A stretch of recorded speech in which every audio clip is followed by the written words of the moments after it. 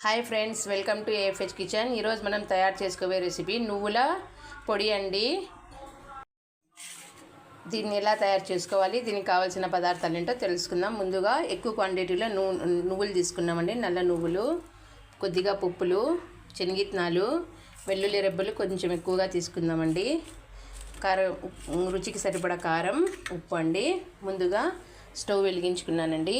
Stove వెలిగించుకొని ఒక్కొక్కటిగా అన్నింటినీ వేయించుకుందాం. నువ్వులను, పప్పులను, అలాగే శనగిత్తనాలను కూడా వేయించుకుందాము.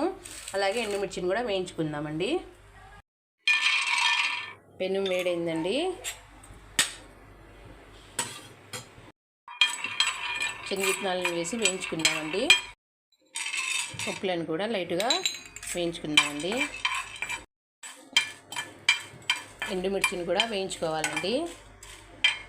చివరిగా నువ్వులని కూడా వేయించేసుకుందామండి. నువ్వులని, పప్పులని, శనగిత్తనాలని, ఉప్పు, ఎండుమిర్చి, వెల్లుల్లి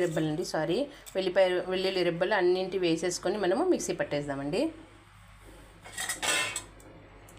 ఇలా అన్నింటినీ మిక్సీ పట్టేద్దామండి. చూడండి ఫ్రెండ్స్, ఎంతో టేస్టీ అండ్ హెల్తీ అయినటువంటి నువ్వుల పొడి రెడీ అండి. పిల్లలకి ప్రతిరోజు మనము నెయ్యి వేసి అన్నంలో పెడితే దీంట్లో మంచి ప్రోటీన్స్ మరియు ఐరన్ ఉంటుంది కాబట్టి మన పిల్లలకైతే ఎంతో ఆరోగ్యానికి మంచిదండి. తినండి, ఆరోగ్యంగా ఉండండి. నా ఛానల్ని లైక్ చేయండి, సబ్స్క్రైబ్ చేయండి, కుదిరితే కామెంట్ కూడా పెట్టండి.